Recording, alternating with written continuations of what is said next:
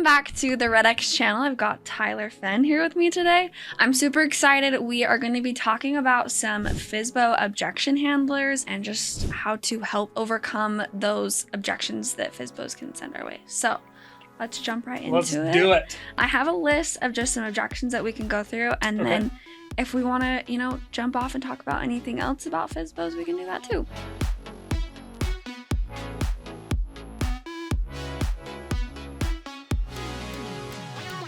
The first one that I have is, you agents all do the same thing. So this is really good. So before we get into the objection, let me give a little bit of backstory behind the objection. So this is a really good example of somebody who doesn't understand the difference between a good agent and an average agent. So it's important here that we're articulating the value of what it is that we provide. But just like any objection, it's not about me in the conversation. So you have to do this in a way that makes it about the person. So if somebody were to say, hey, you agents all do the same thing, I would say something along the lines of, oh, so you've worked with an agent in the past? Yes, I have. Awesome. And tell me more about that experience. Well, the house didn't sell. Okay, so did your home expire on the market and come off the market without selling? Yes, okay. Yeah. And is that what's led you to being for sale by owner right now? Well, yeah, because they didn't do their job and I feel like I could do it better. Totally get it. Totally understand. And there's a chance that you could. Let me ask this question. Do you have an idea of how you're going to market the home? Yeah, I'm probably going to put it up on Zillow and put some signs in my yard and put it on like Facebook. Okay, that's definitely a very good start. And this is exactly why I think it's important that we meet, is because when we meet, I can show you my 18-point marketing plan, because Facebook and Zillow are actually just the very first place that you want to start and make sure that your home is being exposed to as many people. So 15 minutes is all I would need to show you and walk you through that marketing plan. Would this afternoon or would tomorrow evening work better for you? I love that. I think that's a great way to address that, because I think a lot of agents take things personally. And I'm like, well, I'm not like other agents. Yeah. And that's a response too that you could take, but it's getting down to the actual root of the problem of their experience. Why do they feel that way? Why are they not wanting to work with agents? And so I love how you overcame that. That's awesome. It is true that we are emotional, right? Shocker. So yeah, shocker. So it's easy when we're having a conversation with somebody and we're prospecting for our livelihood. We don't prospect for fun, right? We prospect for our livelihood. And so it is easy to become emotionally attached to the outcome, and it becomes easy to get defensive about what it is that we do differently than everybody else. But we got to remember that it's about them, right? That prospecting call is about the prospect and the situation that they're in. And my only goal, if I'm in that conversation, is to try to get my foot in the door and have an appointment. Yeah. And so I'm not going to try to sell myself or my marketing plan on the phone. I'm just going to go, hey, that's why it makes sense that we need to meet. Yeah. That's why it makes sense for us to meet. And I love that, like, you're not adding fuel to that, right? Because when someone says, you agents all do the same thing, they're probably a little bit heated on the phone, right? They're going to be a little bit upset about it. And by you just being like, asking a question it's not adding fuel to it, it's actually probably adding some water to it and dying down that fire, and it helps relax the conversation, de-escalate the conversation, so you can just help me understand this, and put yourself in a way that you truly want to help the person. As a prospecting agent, if you can keep your emotions, so in this situation, if I can keep my emotions totally baseline and totally level, it is going to de-escalate some of the heavy emotions. Because anytime you're in the middle of a transaction, whether you're an expired or for sale by owner, those are highly emotional situations. Absolutely. So we need to remember that, look, it's about de-escalating the amount of emotion that's involved. Yes, I love that. Great. Thank you. You're welcome. The next objection is, nothing is selling in my area or interest rates are too high. Would it interest you to hear, Allison, that actually in our county last month, we had over 700 homes sell? I actually feel like your home should be one of them. Do you agree? I would love for it to be one of them, yes. And that's exactly why I think it makes sense for us to spend 15 minutes together. And if I can't show you in that 15 minutes why hiring me to get your home sold makes tons of sense, you don't have to hire me, correct? Of course not. Great. So would tomorrow work better or tonight at 6? So you're just trying to say, like, trying to show that actually homes are selling. It's usually just that there's other reasons why they're not selling, or It's often the marketing, right? Yeah. And so for sale by owners typically are going to post in 1 to 3 places. They're going to post on Marketplace, they're going to post on Craigslist, and maybe 1 or 2 other places is all. Where as realtors, typically when we post on the MLS, we're syndicating to literally thousands, if not tens of thousands of sites nationwide or even worldwide. And so it makes so much more sense that somebody lists with an agent who can expose the home to the proper buyer's pool rather than just the for sale by owner. So that's usually the route that I would go in that situation. If the concern is, hey, the market's not selling, I'm going to remind them that homes are selling. That's why it makes sense for us to meet, because yours should have been one of them. Cool. I love that. The next question is, we're going to wait until spring after the holidays, another season, but they're going to wait for X reason. Totally makes tons of sense. When you do end up selling the home, Allison, where do you plan on going? We're going to St. George, so further south. Okay. And what's important about St. George? Why that? Most of our family is moving down there within the next few years, and so we want to end up down there too. Okay. So it's to be closer to family. Mm-hmm. And ideally, when would you like to be in St. George? Well, we currently live in a condo right now, and it's feeling small. So tomorrow, but also I just don't know if I'm ready for that. And the prices just scare me. Interest rates scare me. Like, we're currently in at a 3% interest rate on our condo that we bought in 2020. So trying to move is going to be, it's going to be a very different interest rate, a lot more money. Like, so I want to, but seems intimidating right now. So it sounds like there's a lot of things battling against you picking up and going to St. George. Is that right? Yeah. Okay. So to me, realistically, in this situation, you don't sound like a very motivated seller. and because of that, I would probably not attempt to set an appointment with you. Urgency matters, right? And it's important that we're generating business that's going to not suck our own time. So I want to be respectful of the client, but I also want to be respectful of my own time. And in a situation like this, I would probably try to simply maintain contact with you. And then in a few months, I might try to see whether your motivation to move is higher or not. Okay, so let's say my husband got a job in St. George, and he starts in 2 weeks. So he's going to be down there now, and me and the kids are going to move down as soon as we can get down there. So your husband moving to St. George, that's exciting that he's taking a new job. Are you guys excited about that? Yes, super excited. Awesome. It's a great job. That's fantastic. Yeah. Congratulations. Thank you. So it sounds like it's important that you guys get to St. George as quickly as possible. Is that right? Yes, but I want to do it under the right circumstances as well. Of course.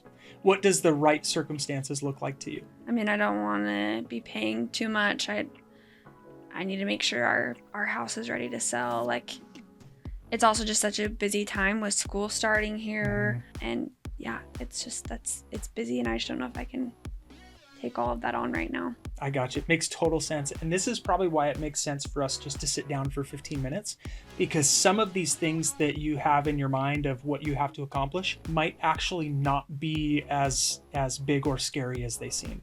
So what if we just met for 15 minutes? And if after 15 minutes, you're not totally confident that I can get your home sold, you don't have to hire me, correct? Correct. So would it work better for you to meet this evening or tomorrow evening? Okay, I like it. So a lot of times, especially with for sale by owners, we build up in our head some of these things that would deter us from actually picking up and taking action. And sometimes it just takes somebody to talk you through some of the things that make it not seem so scary. Yeah, I love that. And I think also just like putting yourself in the position of, let me take all of these things off your plate by being your real estate agent, right? Yes, which in an appointment in this situation, that is exactly what I'd be doing is the first part of our meeting. I would try to get a list of all of these things that you've built up in your mind that are overwhelming. Yeah. And I would guess that a lot of those, I can simply just take that emotional, mental stress off of my client by saying, I'm going to take care of all of that. Yeah. I love that. That's great. The next one is, bring me a buyer and I'll sell, or do you have a buyer? So this is an interesting one. There's 2 schools of thought here. Yes. And the idea is either you actually have a buyer who this home might be a good fit for, or you don't, right? We represent multiple buyers. And so depending on how you feel about this, you might say, yes, I've got a buyer, or I represent several buyers. But ultimately what the for sale by owner is asking is, do you have a buyer who's interested in viewing my home? That's really what they're asking. And so we need to approach that topic carefully, because what we don't want to do is we don't want to leave them with a sour taste in their mouth by saying, yeah, I've got a buyer, and then us trying to bait and switch by taking the listing as an appointment when we're there on the appointment. Right. And so typically in a situation like this, if somebody said, well, if you've got a buyer, feel free to bring them to me, and they're willing to sometimes pay a buyer's agent commission, I might say something like, okay, so you are actively trying to get the home sold. Is that right? Yes, I am. And are you willing to pay a buyer's agent commission if somebody brings you a buyer? Yeah, I think I'm willing to negotiate on that. Okay. So I do have several people that are actively looking for homes right now. Yours may or may not fit what they're looking for, which is why I think it makes sense for us just to meet for 15 minutes so that I can see the inside of the home and determine whether or not it makes sense for the clients that I'm currently representing. Would 15 minutes this afternoon or tomorrow evening work better for you? Well, what if you just bring the buyers by and I'll do a showing for him? I want to respect my buyer's time as well as yours. And so if it's not what they're looking for, I don't want to take their time out of their busy week to do just that. That's why it makes sense for me to just come tour the home and see if it makes sense for my buyers. Does that make sense? Yeah, that makes sense. Okay. Cool. I love that. Thank you. I don't want to pay your commission. Or will you reduce your commission? This is interesting, especially after the NAR settlement that just took effect. Yes. As of several days right before you and I are sitting down and filming this. This is going to be interesting. Buyer's agent commissions have to be disclosed, and people have to know where that money's coming from. And so my simple response would be, everything is negotiable. That's why it makes sense for us to take 15 minutes and sit down and see if the numbers make sense for you and for my client that I'm representing. Great. Easy. Easy peasy. If we list with an agent, we'll just use a friend or family member. I totally understand that. Who is your friend or family member? It's my husband's uncle. Okay, awesome. And have you used him in a transaction in the past? Yes, okay. We have. And it went well? Yep. It was awesome. Our first buy. Awesome. So. Well, good. Would you agree that a transaction like this is obviously a pretty big decision? Is that right? Yes, it is. And in a big decision like this, could there be harm in gathering a second opinion? Maybe offending him, but no. Which is why I think it makes sense for us just to meet for 15 minutes. And if you're not absolutely sure that I can help you get the home sold, then going with your husband's uncle would make a ton of sense for you moving forward. I definitely appreciate the loyalty. I also understand how big of a decision it is to sell your home. And you definitely want to make sure that you are netting the most amount of money with the least amount of stress. Would you agree? Yeah, but what are you going to do differently than him? And then I'd go back to what we talked about a little bit earlier, right? And cue to the beginning of this episode. So that is a great question, right? Is people will often ask, well, what are you going to do differently? And it's important as agents that we have a solid answer to that. Not that we're going to get into it on the phone, but we've got to be able, when we have that appointment, when we're face to face, I've got to be able to put something in front of you that says, this is what I'm going to do to get your home sold. Yeah. It's not the 3 Ps, right? I'm going to take pictures, I'm going to post on the MLS, I'm going to pray it gets sold. It's that I actually have to market the home. Right. And I believe now more than ever in our industry, we have to be good marketers. We have to have good photography. We have to know how to expose that property to the proper buyer's pool that is going to be looking for that home. We've got to be reverse prospecting, reaching out to people on the MLS that are representing buyers that match the description of the home that we're looking at or that we're representing. And so it's important that we know how to get homes sold and have that documented into a marketing plan that makes sense as the owner reads it, so that they go, oh, I didn't know that this is what went into getting the home sold. Yes. And putting yourself as the expert in that area and just the ability to sell homes, you have to be the expert on that. Right. So, okay, I like it. The next one, we want to try it on our own for a couple more weeks. Totally understand. And if you could get the home sold in a couple of weeks, that'd be amazing. That'd be sweet. I'd love that. Absolutely. So here's what I want to do then. Would you mind if I drop by? No strings attached. I want to leave with you some of the pitfalls, a document with some of the pitfalls that I see for sale by owners fall into when they attempt to sell the home. And then you can use me as a resource. And if down the road it doesn't work out, I'd be happy to interview for the job of getting the home sold. Would that be all right if I drop that off to you? Yeah, that's fine.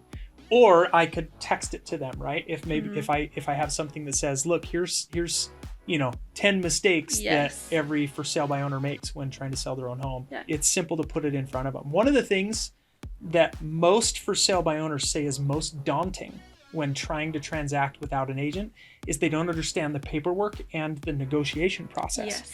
And so if you can help a for sale by owner recognize what they're getting into ahead of time, they're far more likely in that situation to go, okay, now it makes sense for me to have a conversation. Somebody who says, hey, I want to give it a shot on my own, I say great, because 9 out of 10 are going to use an agent anyway. I just have to bide my time and make sure I'm top of the list.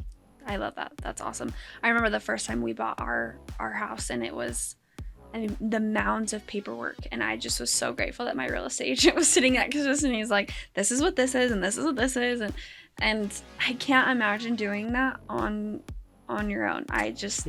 It makes no sense to me. So even just the state REPC that we use here in Utah, most people, they get into the first few paragraphs and their eyes glaze over, and they're like, oh my goodness, I don't know what any of this means. Yes. Especially when you start talking, HOAs and water rights and shares and things like that. I mean, that can get very complicated very quickly. Yes, that's great. We've successfully sold for sale by owner before. That's amazing. Congratulations. Thank you. It's not a common thing to do. Yes. And are the market conditions similar now compared to when you've done this in the past? No, we did it during that COVID time. It was like 2020 that we sold and bought this. Okay. You would agree that the market conditions now are probably different than when you sold during COVID. Yeah, those interest rates are sky high right now. Yeah, they're double what they were back then, or even more. Yeah. Which is why it makes sense for us to sit down for 15 minutes, is because the markets are different, and navigating the markets is exactly why it makes sense for us to meet. So would this afternoon work for 15 minutes or tomorrow for 15 minutes? So in that objection handler, you're trying to help them to see that markets could be different, like the differences from that success to. Yeah, and the scenario that you gave me, right? I mean, you could post your home for sale during COVID and bark at people, and you were going to find multiple offers, right? Like it wasn't a challenge, but it is very different now. The buyer's pool is different. Affordability is different. The economy is different. Interest rates are different. In fact, there's almost nothing right now in the market that is the same as 4 years ago. Love that for us. Yeah, which is why a great agent is so crucial, I think, right now, more than it ever has been. Yeah, 100%. Okay, we got 2 more. Okay. We'll wait until the market gets better, or we're going to wait until we can sell for a better price. If I was prospecting to a for sale by owner and they gave me either of these 2 objections, right, which is, well, we're going to wait for the markets to change, and the other one was wait for a better price. Wait for a better price, can sell right? For a better price. Both of these are indicators that this person's not highly motivated. Okay. So if somebody says, we're going to wait for a better price, or we're going to wait till the markets change or interest rates come down or whatever, my response typically is going to target what's the motivation to sell. And so I would say, so you want to wait for the market to change in your favor a little bit. Yes. Okay. So assuming that happens and you can get the home sold, Allison, where were you planning on moving to? We're going to go up to North Ogden. We have some family up there. Okay. And aside from family, is there anything else important about that area, or is it simply being closer to family? We're just outgrowing our current house, and so we need bigger, and then we want to be closer to family, help with kids. And gotcha. So it's really twofold. I mean, you're looking to upsize, and you'd like to be closer to family. Yeah. If we could sit down for 15 minutes and I could show you how we could get you to North Ogden and net the most amount of money in your pocket at the same time, would it be worth 15 minutes of your time to determine whether or not we could do that together? Yeah, I guess that would be. Okay. So would tonight work, or is tomorrow better? But you got to remember both of those things to say, we're going to wait for insert whatever market condition, usually means that person's not highly motivated. If you'd said, well, eventually we'd like to get to North Ogden, that's another indicator that maybe you're not terribly motivated. In this situation, you said, well, we're outgrowing our condo, so that's that. I mean, upsizing lets me know that, maybe there's a little more motivation than initially you let on. Yeah. But motivation matters. And so you've got to remember that when you generate, you don't have to tolerate. Meaning, If I'm actively on the phones prospecting to expireds or FSBOs or for rent by owners or geo leads or whatever, if I'm actively doing that, it means that I don't have to spend time on people that aren't highly motivated. It means that I don't have to tolerate people that are gonna take too much of my time, because I'm gonna go generate other clients through my efforts. And so ultimately, I would only go on that appointment if I could figure out where your level of motivation was. Yeah. And if you didn't meet a certain threshold, then I probably wouldn't try to set that appointment. Put them in the back pocket for a few months down the road. Yep. A few months later, and drip campaign and other marketing tactics. Yep. That's great. All right. So the last one is, what do you do to sell homes? That's a great question. And that's actually exactly why we should sit down for 15 minutes. Because what I'll do is I'll walk you through my 18-point marketing plan that shows you exactly what it is that I do to sell more homes than 85% of all of the other agents in the area. Would 15 minutes this evening or tomorrow afternoon work better for you? So what you're saying is that marketing plan is your key to any of this. It's one of the very best ways for you to articulate value. It's also one of the very best tools to help you get in the door. Ultimately, anybody who's on the fence about whether or not to use the assistance of the real estate agent, generally speaking, they're on the fence because they're not sure that the money that they'll spend is worth the value that they'd get in return. And so we as real estate professionals have to be able to articulate our value. We can't just go in and say, well, I'm going to walk around with my cell phone and take 6 pictures, and then I'm going to put them on the MLS, and I'm going to write an amazing description. That doesn't work, right? We have to be able to say, these are the things that I do, and here's how I'm going to communicate with you about those, and here's the benefit of each one of these things to get homes sold quickly. And so that 18-point marketing plan has been a theme through a lot of these different objections, is because it's usually not the market, it's the marketing. That's typically why homes don't sell. And so we want to make sure that we can articulate our value as a marketer on their behalf. Awesome. Well, there you have it. If you don't have a marketing plan like Tyler, you need to go put one together. Tyler, thank you so much for chatting with me today, answering all of these objections. I hope these were helpful. If you have any other objections that you want to know how we would handle them, please drop them in the comments, and happy prospecting.